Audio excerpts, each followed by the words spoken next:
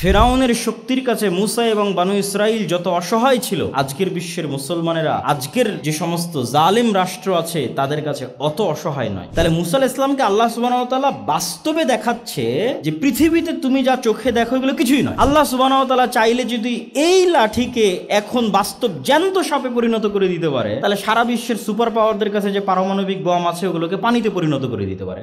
কিন্তু ওই লেভেলের বিশ্বাস, ইয়াকিন মুসলমানদের নাই। তাহলে এখানে সাহাবীরা বাস্তবে দেখতেছে যে জিব্রাইলের অস্তিত্ব, যে পৃথিবীতে জিব্রাইল এক্সিস্ট করে, আছে, ফেরেশতারা আমাদের আশেপাশে আছে, তারা মানুষের রূপ ধারণ করে আসতে পারে, সচক্ষে দেখতেছে। তাহলে ওদের ঈমান কোন লেভেলে থাকবে? ওরা মানুষের সাথে কম্প্রোমাইজ করতে চাইবে, না আল্লাহর ওই সাহায্যের ভরসায় আদর্শ অটল থেকে ঝাঁপিয়ে পড়বে? রাসূল সাল্লাল্লাহু আলাইহি সাল্লামের মুখের পবিত্র গন্ধ ফেরেশতাদের কষ্ট হতো, এই কারণে বারবার রাসূল সাল্লাল্লাহু আলাইহি সাল্লামকে বলতে আপনি মিসওয়াক করেন, মিসওয়াক করেন, মিসওয়াক করেন। আল্লাহ নবী বলছে তোমরা কেউ পেঁয়াজ রসুন খেয়ে মসজিদে আসবে না, ফেরেশতাদের কষ্ট হয়। আপনি যদি সারাদিন বিড়ি সিগারেটের মধ্যে, তাহলে আপনার আশেপাশে ফেরেশতা আসবে? তাহলে আপনার আশেপাশে সবসময় কে আছে?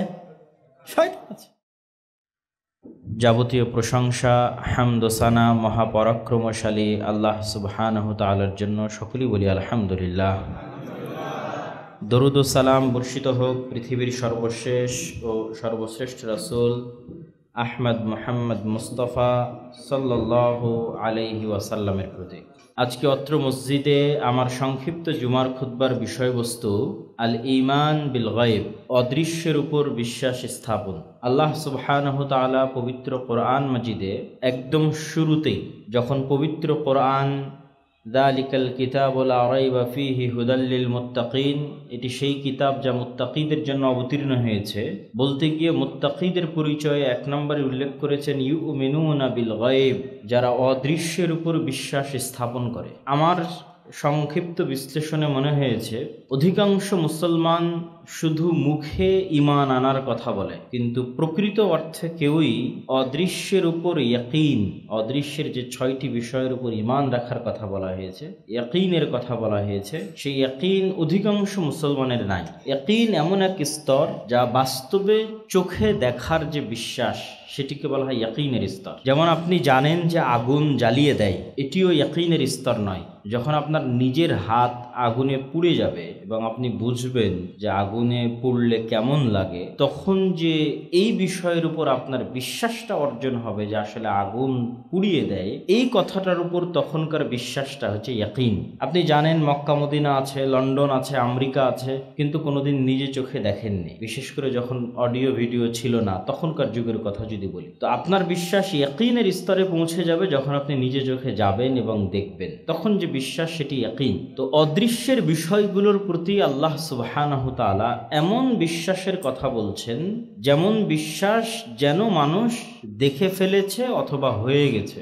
হয়ে যাওয়া ঘটনার উপর, চোখের সামনে ঘটা ঘটনার উপর মানুষের যেমন বিশ্বাস থাকে, এই জন্য আল্লাহ সুবহানাহু তাআলা পবিত্র কোরআন মাজিদে কিয়ামতের কথা বলতে গিয়ে সবসময় অতীতবাচক, পাস্ট টেন্স, যে কিয়ামত সংঘটিত হয়ে গেছে, এই ধরনের বাক্য এবং শব্দ ব্যবহার করেছে। মৃত্যু হয়ে গেছে, কেননা ভবিষ্যতের একটা ঘটনার বিষয়ে সন্দেহ থাকে। যে যেমন গত 16 বছর যে সরকার ছিল, মানুষ বলতো হ্যাঁ পড়তে পারে, এই পড়বে, এই বিদায় নিবে, কিন্তু এটা সন্দেহযুক্ত। আর এখন নিশ্চিত যে চলে গেছে নাই, এই চলে গেছে নাই এটা কতটা সত্য, আর চলে যাবে থাকবে না ওইটা কতটা সত্য, দুটোর মধ্যে অনেক পার্থক্য। তো মানুষ যদি এইভাবে মনে করে যে আমি একদিন মারা যাব, তাহলে এটা কোরআনের আলোকে বা ঈমান বিল গায়েবের যেই স্তরে বিশ্বাস দরকার, এটা সেই স্তরের বিশ্বাস নয়। তাহলে মানুষের কোন স্তরের বিশ্বাস লাগবে? যে আমি মারা গেছি, কিয়ামত হবে, এই স্তরের বিশ্বাসে কোনো কাজ হবে না। কিয়ামত সংঘটিত হয়ে গেছে,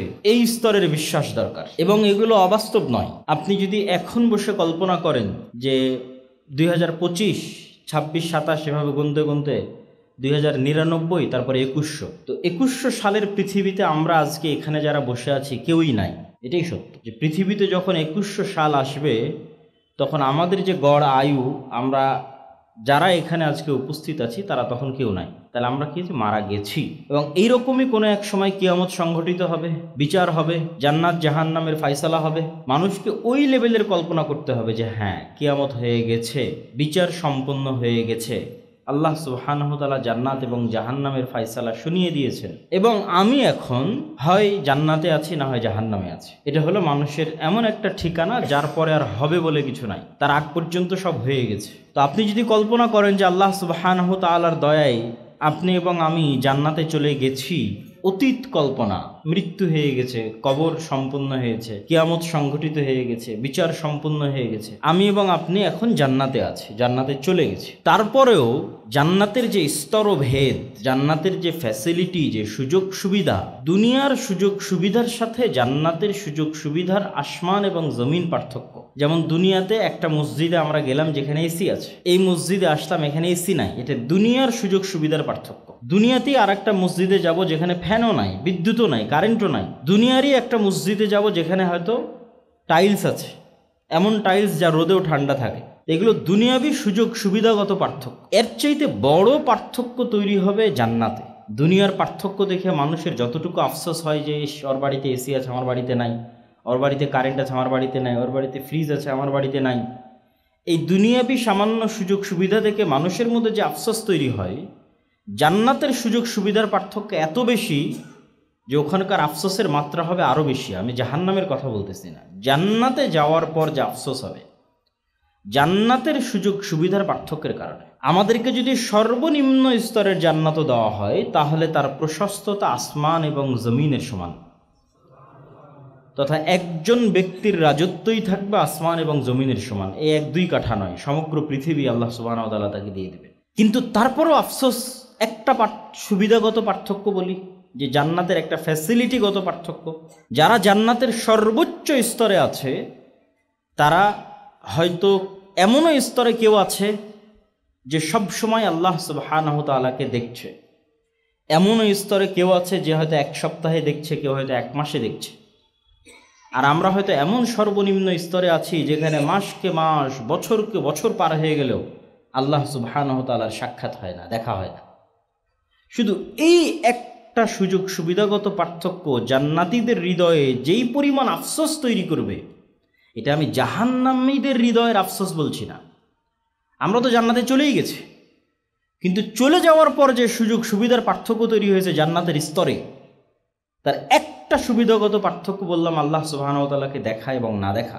তো আল্লাহ সুবহানাহু ওয়া তাআলাকে বছরকে বছর, মাসকে মাস না দেখতে পাওয়ার যে আফসোস অন্তরে তৈরি হবে, তখন মানুষ বলবে, ইস, দুনিয়াতে যদি আরেকটু আল্লাহ সুবহানাহু ওয়া তাআলার জিকির করতাম, আরেকটু আল্লাহ সুবহানাহু ওয়া তাআলাকে স্মরণ করতাম, আরেকটু গুনাহ কম করতাম, তাহলে আজকে জান্নাতে সর্বোচ্চ মর্যাদায় বা এর চেয়ে আরেকটু ভালো স্তরে, ভালো লেভেলে থাকতাম। যখন আপনি এই ধরনের কল্পনায় চলে যাবেন, তখন আপনি দুনিয়ার বাস্তবতা এবং দুনিয়ার বিষয়ে কি সিদ্ধান্ত আপনার নেওয়া উচিত, সেই সিদ্ধান্তগুলো সঠিকভাবে নিতে পারবেন।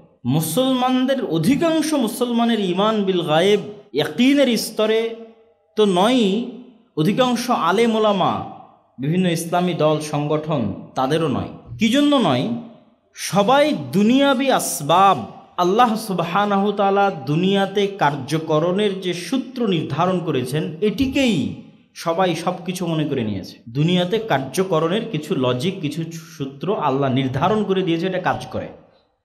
যেমন আগুন জ্বালাবে, এটা আল্লাহরই দেওয়া নির্ধারণ। ছুরি কাটবে, এটা আল্লাহ সুবহানাহু ওয়া তাআলারই দেওয়া নির্ধারণ। যারা জ্ঞানী হবে তারা শক্তিশালী হবে, যারা তাদের টাকা থাকবে, তাদের প্রভাব থাকবে, এগুলো আল্লাহ সুবহানাহু ওয়া তাআলার দেওয়া নিয়ম। তো দুনিয়াবি যে কার্যকরণের সূত্র আছে, এটাই সব কিছু।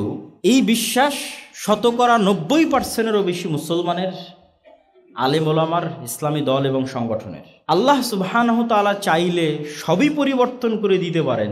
ঈমান বিল গায়েব, ঈমান বিল গায়েবের একটা বড় অংশ হচ্ছে ফেরেশতা। ফেরেশতারা পৃথিবীতে আছে, ফেরেশতারা আমাদের সহযোগিতা করতে পারে, ফেরেশতারা আমাদের সহযোগিতায় আকাশ থেকে নেমে আসে, এগুলোর প্রতি আমাদের ন্যূনতম বিশ্বাস নাই। ইয়াকিন তো বহু দূরের কথা।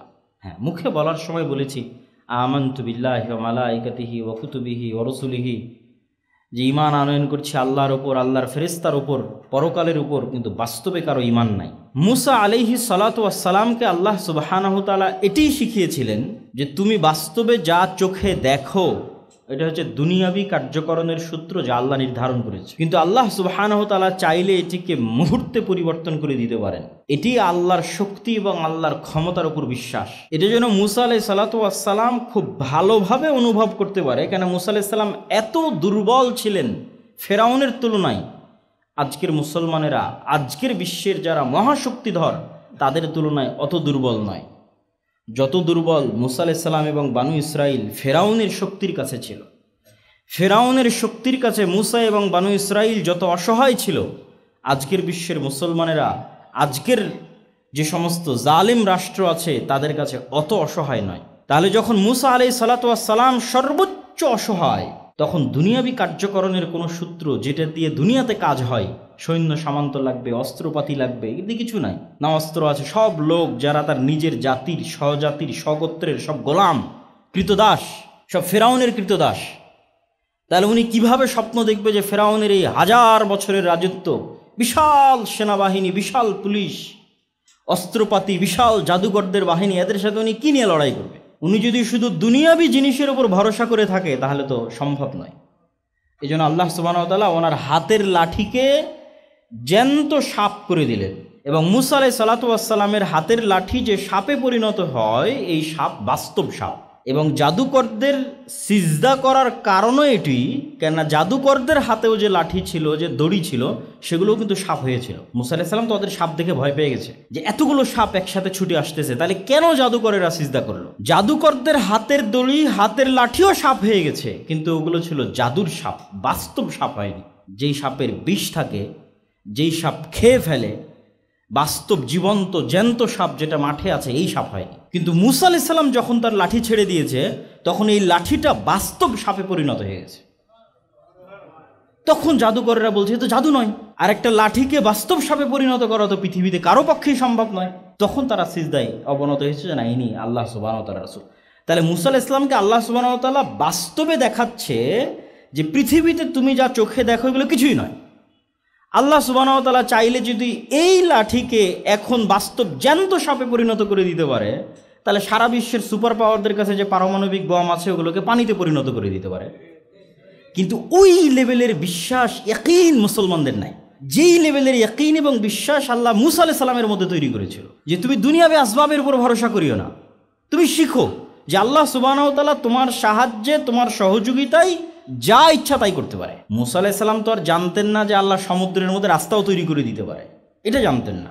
কিন্তু এই বিশ্বাস উনি অর্জন করেছিলেন যে আল্লাহ যা ইচ্ছা তাই করতে পারে, আমাকে ঈমান বিল গায়ব রাখতে হবে, আল্লাহর ক্ষমতা, আল্লাহর শক্তির উপর বিশ্বাস রাখতে হবে। তো উনি ওই বিশ্বাস অর্জন আল্লাহ প্র্যাকটিক্যালি তাকে করিয়েছে। যখন তিনি ওই লেভেলের বিশ্বাস প্র্যাকটিক্যালি অর্জন করেছেন, তখন ফেরাউনের এই শক্তি, সামর্থ্য, এই সেনাবাহিনী তার কাছে কিছুই মনে হয়নি। উনি তখন বিন্দুমাত্র টলেননি।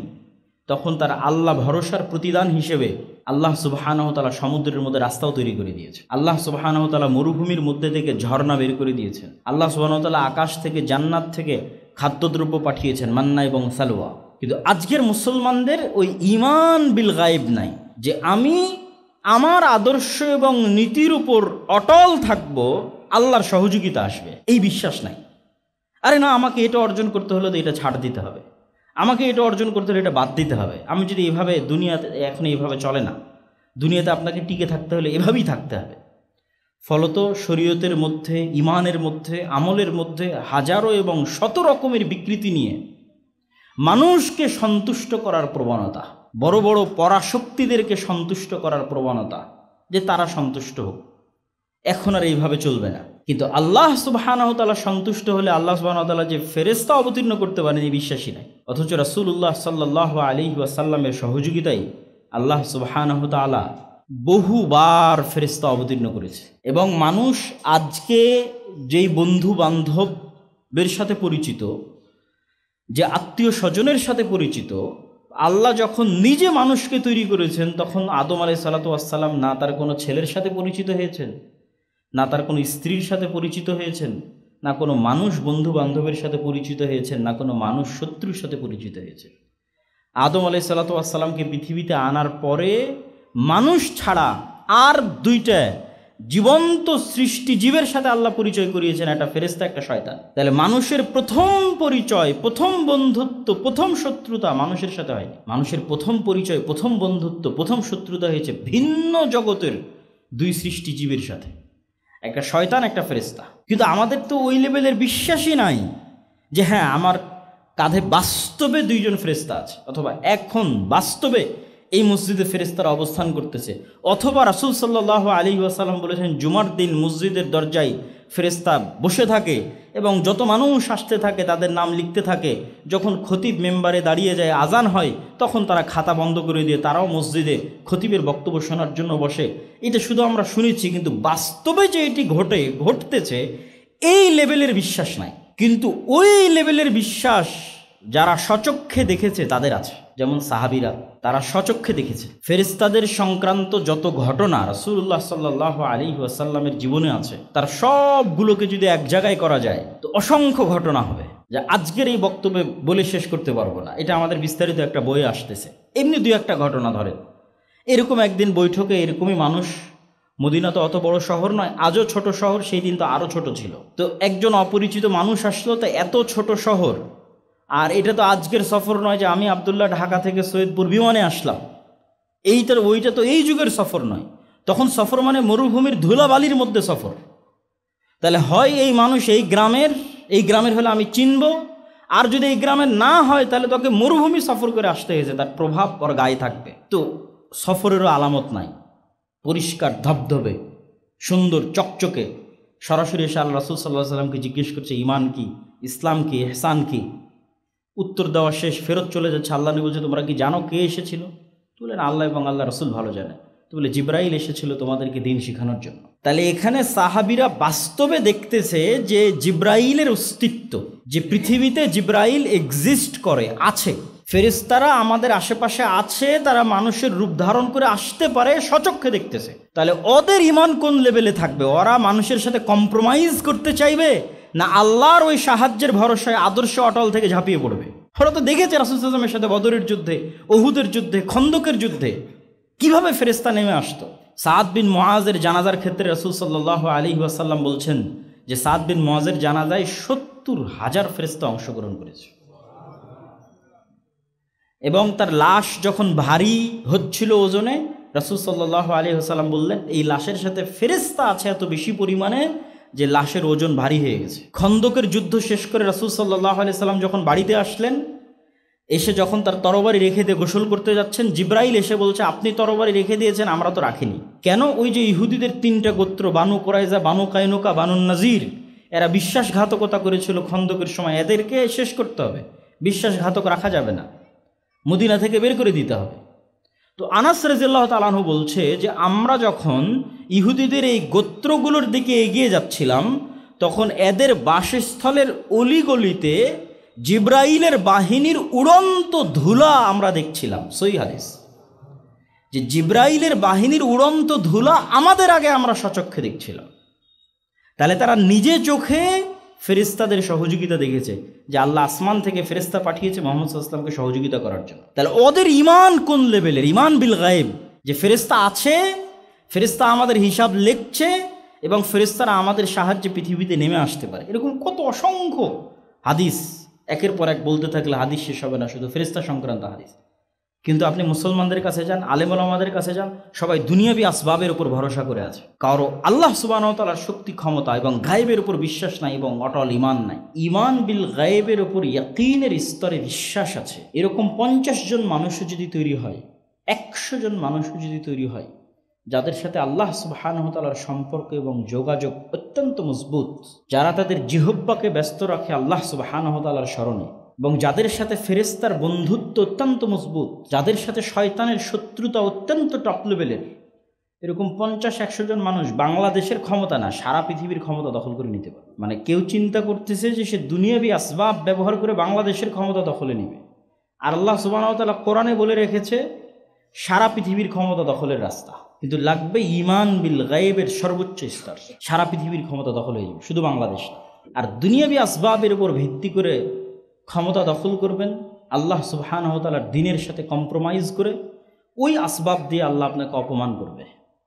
ওই আসবাব দিয়ে আল্লাহ আপনার পতন ঘটাবে, ওই আসবাব দিয়ে আল্লাহ সুবহানাহু ওয়া তাআলা আপনাকে ছোট করবে। এটা আল্লাহ সুবহানাহু ওয়া তাআলার নিয়ম। মানুষ যখন আল্লাহ ব্যতীত অন্য কাউকে বেশি ভালোবাসে, ইবনুল কাইয়িম রাহিমাহুল্লাহ বলছেন, ওইটা দিয়ে আল্লাহ সুবহানাহু ওয়া তাআলা ওকে কষ্ট দেয়।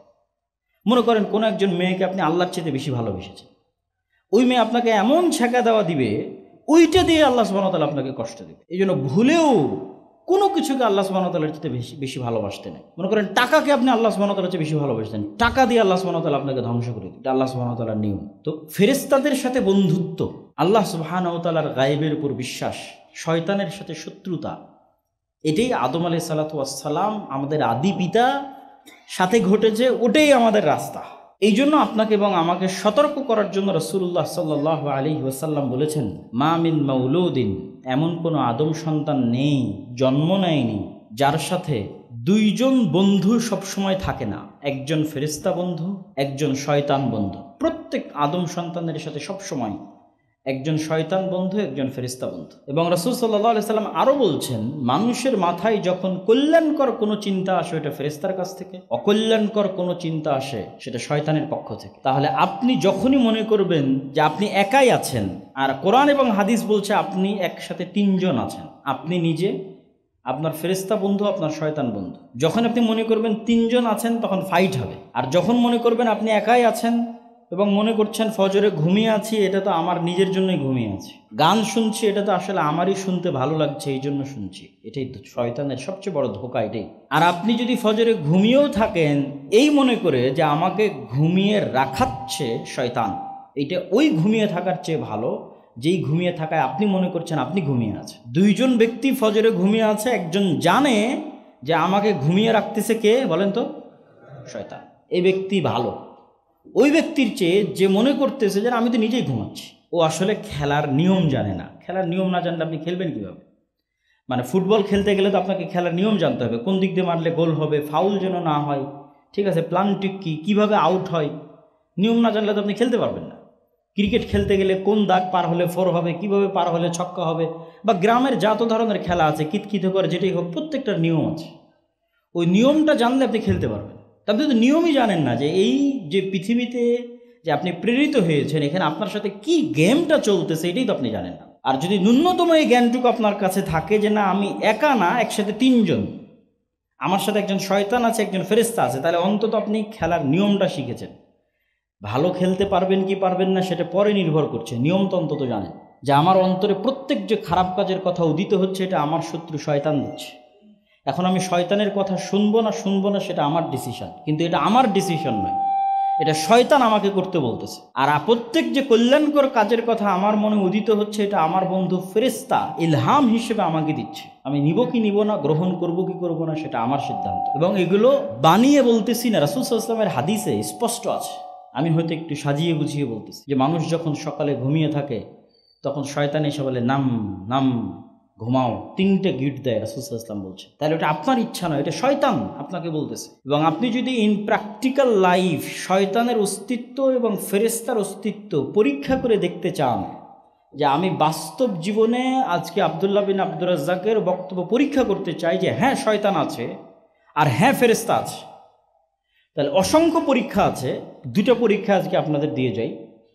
আর যখন এই রাস্তায় চলা শুরু করবেন তখন অটোমেটিক আপনি আরও ভালো জ্ঞান অর্জন করবেন, আরও ভালো শিখতে থাকবেন। প্রথম পরীক্ষা শয়তান আছে, তার অস্তিত্ব। আপনি খুব ভালো প্রস্তুতি নিয়ে অজু করে গোসল করে নতুন জামা কাপড় গায়ে দিয়ে নিরিবিলি ঘরে দরজা জানলা লাগিয়ে যেখানে কোনো ডিস্টার্ব নাই এরকম জায়গায় 2 রাকাত সালাত আদায়ের প্রস্তুতি নেবেন।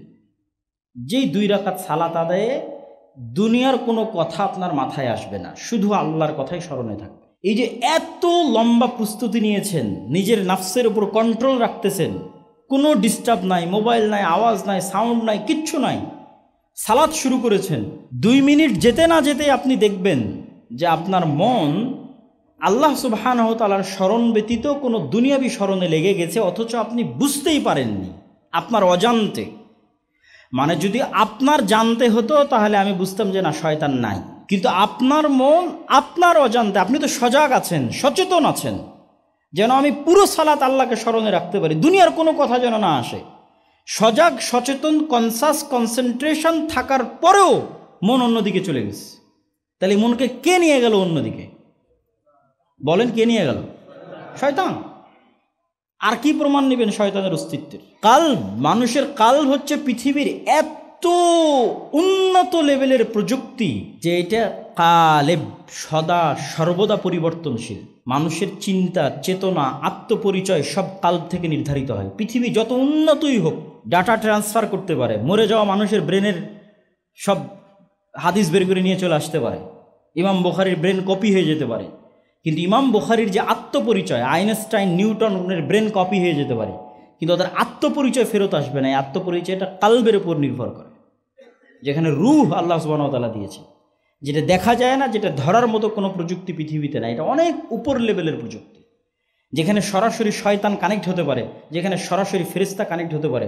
মানে পৃথিবীর সৃষ্টিজীবের বাইরেও আলাদা জগতের সৃষ্টিজীব যেই হৃদয়ের সাথে কানেক্ট হতে পারে। এটা ওই লেভেলের মেশিন, ওই লেভেলের যন্ত্র, ওই লেভেলের টেকনোলজি, প্রযুক্তি, যেখানে পৃথিবীর জগতের বাইরের প্রাণীরাও যুক্ত হয়, ফেরেশতা যুক্ত হয়, শয়তান যুক্ত হয়, যার প্রমাণ পৃথিবীতে আছে। এবং ফেরেশতার এবার অস্তিত্বের প্রমাণ নেন। কোনোদিন যদি পরীক্ষা থাকে, তাহলে পরীক্ষা ধরার জন্য ঘুম থেকে উঠতে হবে রাইট টাইমে, এটার জন্য যেরকম শক্ত নিয়ত থাকে। কখনো যদি ট্রেন থাকে, বিমান থাকে, তাহলে ট্রেন বিমান ধরতে হবে, এইটার জন্য ঘুম থেকে সঠিক সময় জাগতে হবে, এটার জন্য যেমন শক্ত নিয়ত থাকে, এই রকম শক্ত নিয়ত একদিন করবেন ফজরের সালাতের জন্য। ওই লেভেলের নিয়ত আপনার কালবে তৈরি হবে ফজরের সালাতের জন্য। এবার আপনাকে আমি দেখাবো যে এই পৃথিবীতে ফেরেশতা আছে। আপনার কোনো অ্যালার্ম লাগবে না, কোনো বাপ মাকে বলা লাগবে না যে আমাকে ঘুম থেকে তুলে দিও, ঠিক আছে? কোনো মোবাইলে অ্যালার্ম দেওয়া লাগবে না, কেউ এসে ডেকে দিবে, গেটে বাড়ি দিবে, কিচ্ছু লাগবে না। কেননা পৃথিবীতে তো ফেরেশতারা আছে আপনাকে সহযোগিতা করার জন্য, হাজার কাজ করে দেওয়ার জন্য ফেরেশতা আছে পৃথিবীতে।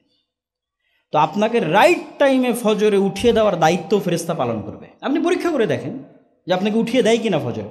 যে কোনো প্রকার সিচুয়েশন তৈরি করে, কোনো প্রকার মোবাইলের অ্যালার্ম ছাড়া, মানুষের ডাকা ছাড়া, কিচ্ছু ছাড়া আপনাকে ফজরে উঠিয়ে দিবে। সেই সিচুয়েশন ফেরেশতাই তৈরি করবে, আল্লাহ সুবহানাহু ওয়া তাআলার আদেশে তৈরি করবে। কিন্তু আমাদের অবস্থা কি? আমরা হচ্ছে এমনভাবে শয়তানের সাথে কানেক্টেড, কেননা আমাদের পরকালের উপর বিশ্বাস নাই। আমরা তো চিন্তা করছি মারা যাব, কিয়ামত হবে, এটা তো কখনো চিন্তা করিনি মারা গেছি, কিয়ামত হয়ে গেছে, এখন জান্নাত বা জাহান্নামে আছি, তাহলে কি করা উচিত? ওই লেভেলের তো ইয়াকিন নাই, ফেরেশতাদের উপর ইয়াকিন নাই। তখন আমাদের পুরো লাইফটা হয়ে গেছে শয়তান কেন্দ্রিক। আমাদের বাড়িতে, আশেপাশে, সকল ক্ষেত্রে শয়তানের অ্যাক্সেস।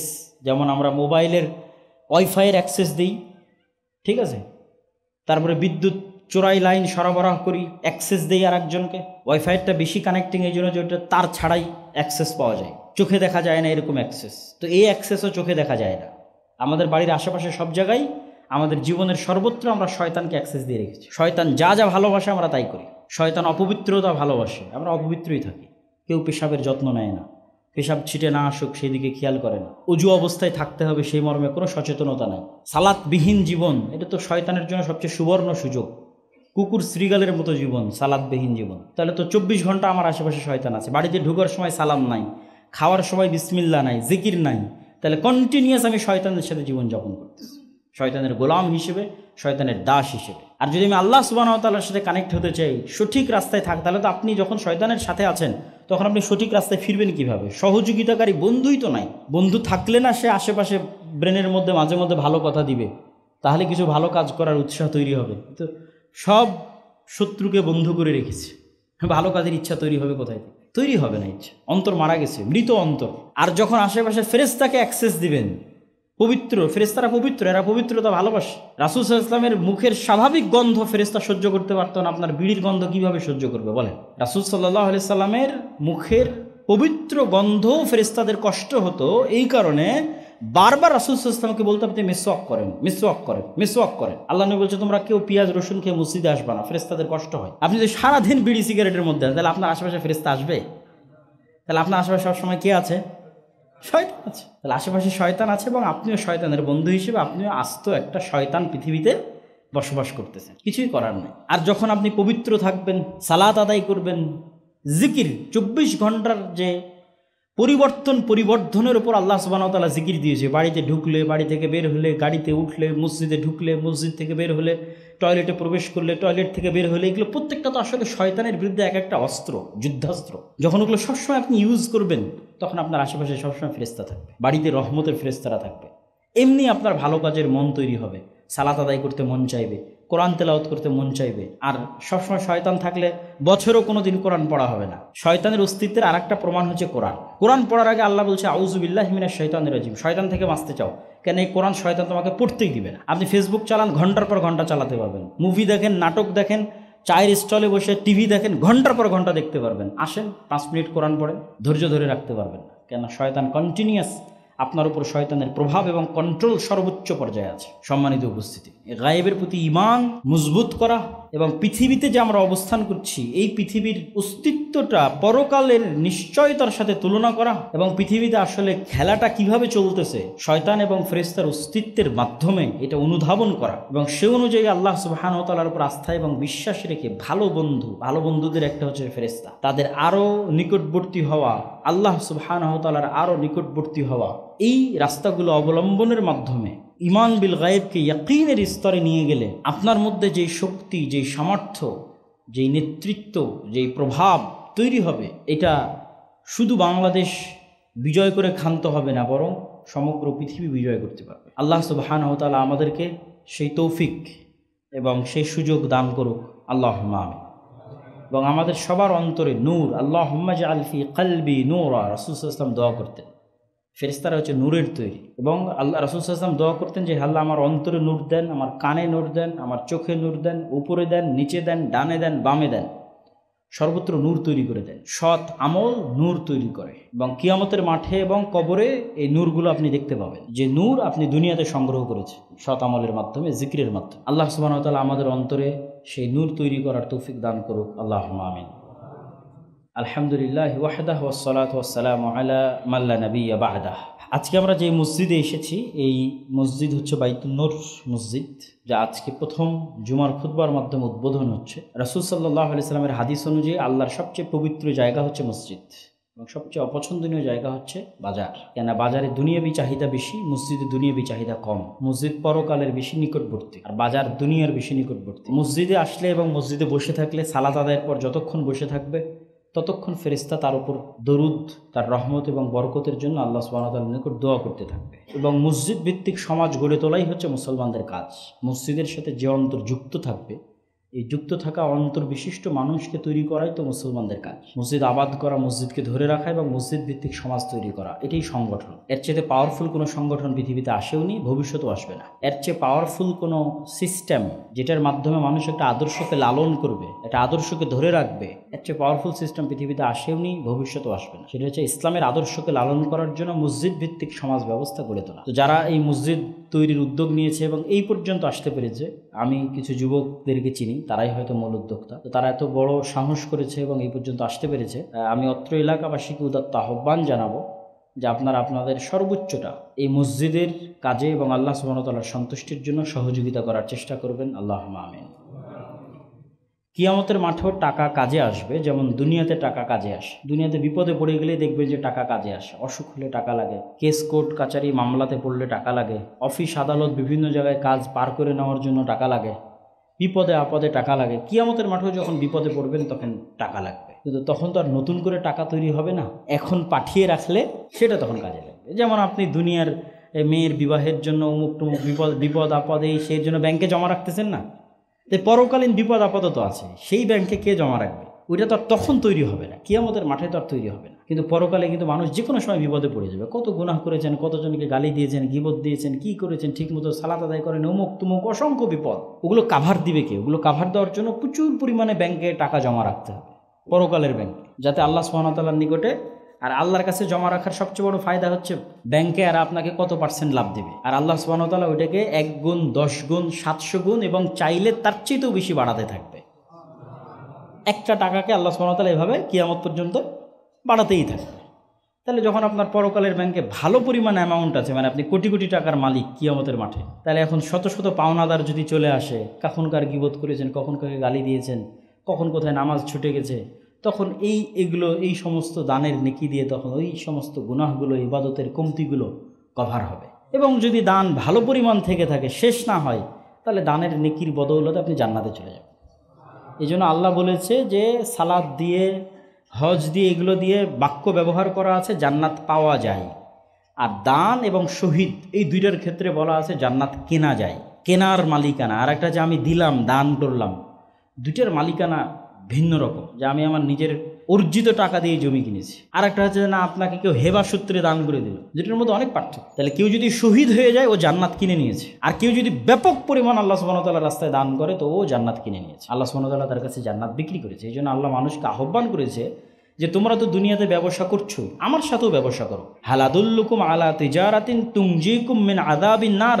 দুনিয়ার ব্যবসা তো আমরা ভালো বুঝি, আল্লাহ ব্যবসা করার জন্য প্রস্তুত আছে। আল্লাহ বিক্রি করবেন জান্নাতের জায়গা, আর আপনি কিনবেন জান্নাতের জায়গা। আল্লাহ সুবহানাহু ওয়া তাআলার সাথে ব্যবসা হবে এবং এটি অতি লাভজনক ব্যবসা। এই ব্যবসায় কোনো লস নাই, পৃথিবীর ব্যবসায় লস হতে পারে, আল্লাহ নিজে এটাকে ব্যবসা হিসেবে তুলে ধরেছে। এবং ক্রয় বিক্রয় শব্দ ব্যবহার করা আছে, আমি বানিয়ে ক্রয় বিক্রয় বলছি তা না, আল্লাহ নিজে বলেছেন ক্রয় বিক্রয়, আমি বিক্রি করব, তোমরা কিনবা। এই মসজিদের কাজে সহযোগিতা স্বরূপ দান করবেন, এটির উদাত্ত আহ্বান।